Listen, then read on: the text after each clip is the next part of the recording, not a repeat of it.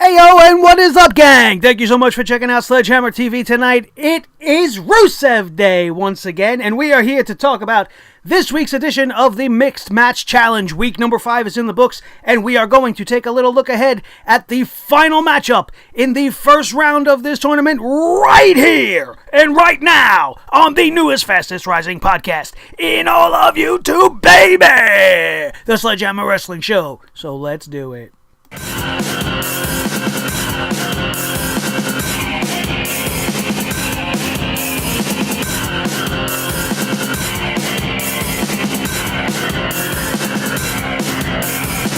Sledgehammer Wrestling Show.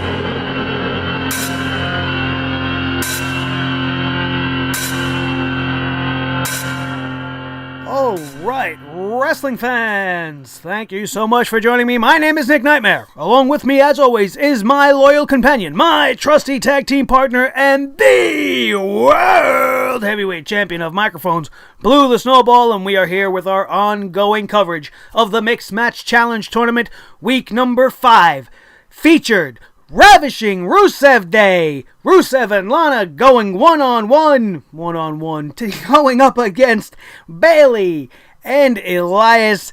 And for the first time in a string of successful weeks that have been absolutely fantastic, I did not really enjoy the Mixed Match Challenge. I didn't like this week. I didn't like how everything ended up. Even though we all expected the Rusev Day team of Lana and Rusev to go on. They are obviously the hotter hand. They are going to go further than a random pairing of Bayley and Elias, which made absolutely no sense. I understood that.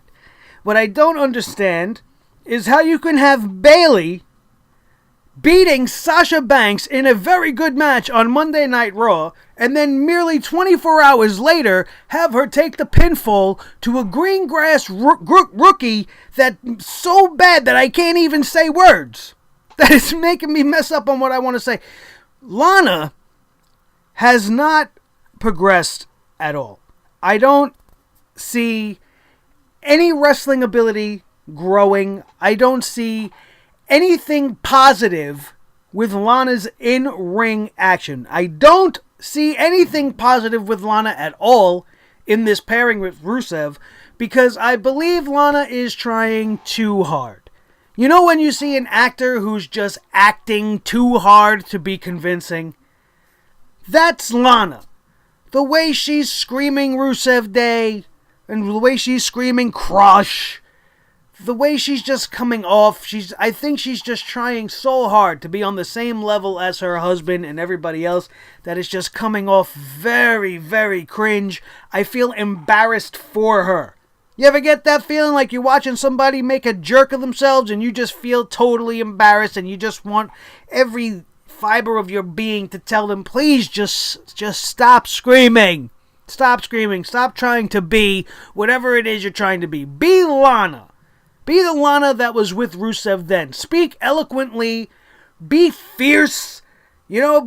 Have conviction in your statements. Be bold. And then end it with a Rusev crush. Why do we have to take this sidestep so that Lana can come off as fun as Rusev? She's not. She's not. And it was just very grating to me. I don't really enjoy Lana in this packaging.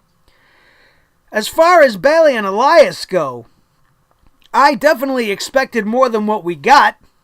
That goes without saying. I mean, the entertainment possibility with this team is way there. I expected to see a very entertaining exchange between Bayley and Elias, especially while they were playing the guitars as this show started off. I thought it was going to open up into some great back and forth banter between this hyper sweet, super baby face and this absolutely wretched man who just doesn't even want to be near this woman. And I was looking forward to something, but we got nothing. Because just as that segment was about to kick off, we had Rusev and Lana interrupt them with their entrance in their matching attire, which I don't have a problem with. I mean, I thought the presentation of them that way was good.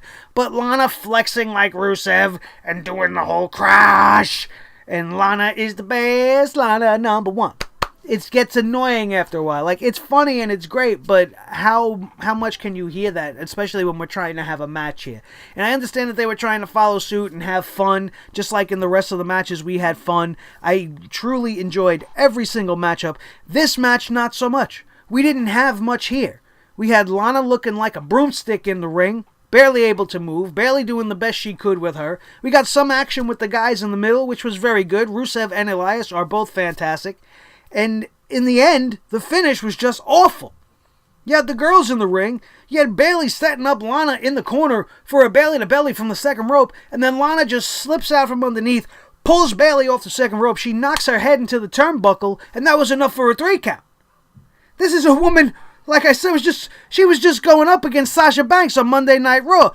24 hours prior, we had a fantastic match between these two girls where she pinned the boss. And now she's taken the pin from somebody who is nothing? The announce team was even touting it. Oh, this is Lana's first win. This is Lana's first win in the WWE. Absolutely terrible. But how else could you have booked this match? I understand that they kind of backed themselves into having to do it this way because Rusev Day was going to be the team that needed to win. Elias is red hot right now. He's just as hot as Rusev Day. Both of these angles are completely over on an equal playing field. Not that I think the WWE really gives a shit about either of these guys either way, just due to the way they've been booking them. But when putting them head to head, you don't want to have Elias lose his momentum. You don't want to have Rusev losing any stock in his momentum. So you can't have them be involved in the finish. And if you're going to leave the finish up to the women, and you have to have Rusev Day win, Lana's going to get the win.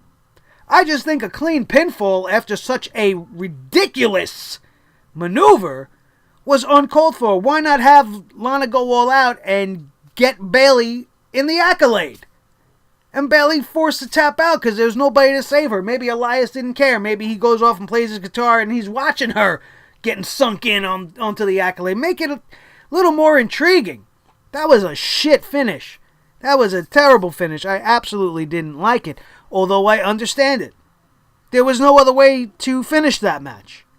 So Lana gets this pin by default, just because there was really no other way around it. You don't want to have any of these matches end in a disqualification or a count out or some kind of a controversial finish, because it's a tournament and you want it to just keep going. And I understand it, but I didn't like it. Not really much going on in week number 5 that I have to say, oh, you got to go back and watch it, like I've been saying. I tell you guys every week, oh my God, you got to go back and watch it if you missed it. The Rose Gold match with the Usos were fantastic. Every other match ahead of this was fantastic. I actually thought that the sleeper match in this whole thing that was going to be bad is the matchup we are going to get next week. And next week, we are going to get Nia Jax and Apollo Crews versus Charlotte and Bobby Roode. Team Robe Warriors versus Team Titus Worldwide. Not like most would. I don't know what they're calling themselves. They're a mess. And I don't like this team at all. And I thought that this particular matchup was going to be the one that was not going to be that entertaining.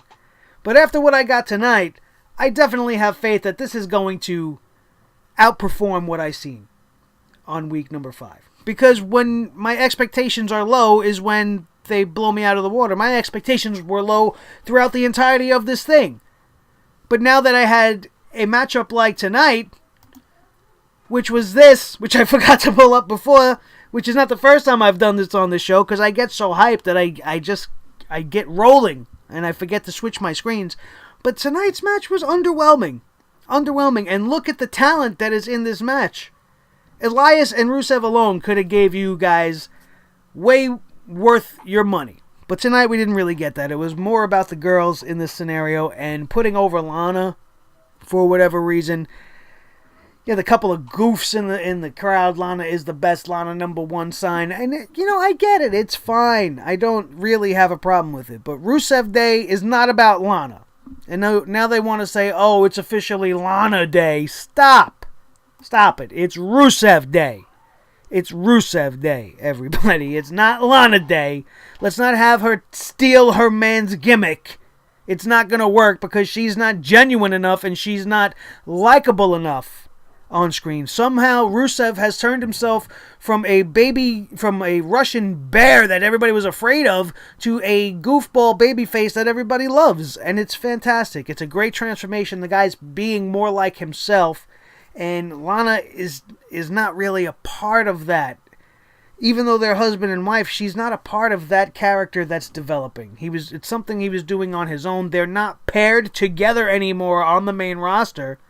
So her pairing with him here and trying to latch on to what he's doing, it just comes off as very cringe. Very cringe. I did not enjoy this week. Next week, like I said, let's pull this screen back up. We got this matchup going on. And I have no expectations. The most interesting thing about this matchup, I think, is going to be however these guys decide to come out. The entrance of Bobby Roode and Charlotte is going to be what next week is all about. Whatever happens in the ring, do you expect these two to beat these two? Are you out of your mind?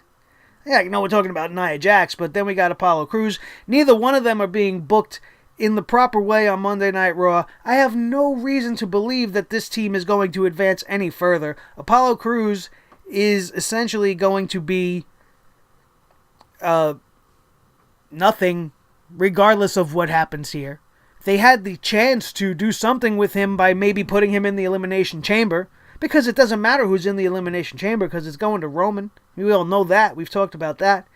But in this light, he's not going to beat the United States Champion. Nia Jax is not going to beat the SmackDown Live Women's Champion, even in this separate entity, which is the Mixed Match Challenge. So again, next week will probably not be too much unless they really come up with something interesting to do in the ring, and we'll have to wait and see, and make sure that you come back here to check out what I thought about it so I can bring you guys the truth and we can bring the hammer down on the Mixed Match Challenge when it is necessary. We haven't had to bring the hammer out on this show.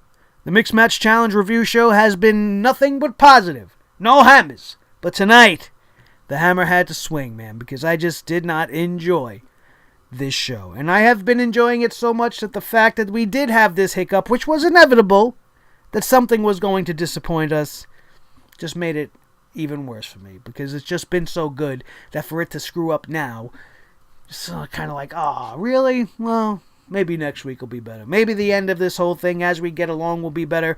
We are moving on to the final match of the first round next week, and then we will finally get into the second round where some of these matchups are going to be very, very interesting. And I truly believe that Alexa Bliss and Braun Strowman are winning this whole thing.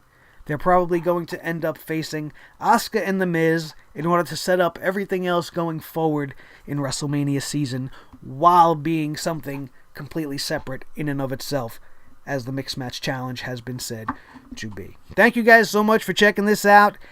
This has been a very interesting week. There will be more on that in the next episode, which will be featuring some NWA news, which we haven't been talking about recently because they haven't been making much news, but we have a very interesting story regarding the NWA and a little show they had this past Sunday, which featured a WWE superstar that you just might not expect getting a shot at the World Championship. You got to check that episode out to see what I'm talking about. It's going to be absolutely fantastic. Plus, we are going to have a little Ronda Rousey episode before the weekend is up. And make sure you guys get your eyes glued onto that. Everything else that happened this week, the Raw and SmackDown review is live. All of our news reports from last week are live as well. A lot of interesting stuff, as well as our relaunch of the movie review show, the Hammer in Hollywood series, where we took down the Cloverfield paradox, because everybody's explanations have been great. And I totally understand, and everybody has a logical reason for what's gone on. But I have found the mistake that everybody's seemingly forgetting or blatantly not acknowledging for the sake of the anthology series. Go check that out if you're a big movie fan and if you're interested to see what I had to say on the Cloverfield paradox. It absolutely was a decent movie, but it does not make much sense. Go check out that video if you're interested to see more. I am Nick Nightmare. This is Blue the Snowball Microphone, the World Heavyweight Champion of Microphones. This has been the Mixed Match Challenge review right here on Sledgehammer TV. only on the Sledgehammer Wrestling Show. I said that backwards, but that's okay.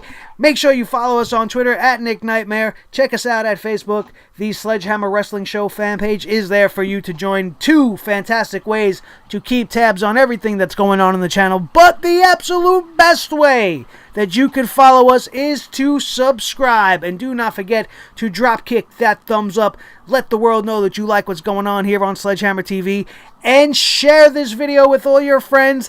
Get them to subscribe because we are so close. We've been on that drive for 500 and we are almost there. We are so close I can freaking taste it, man. But then we are on that march to 1K, and all you have to do is hit that subscribe button right now. Ring that notification bell so every single time an episode just like this one drops on YouTube, you will be notified no matter where you get your notifications, in your pocket, on your phone, on your desk, at your laptop, wherever it is that you ingest the Sledgehammer Wrestling Show.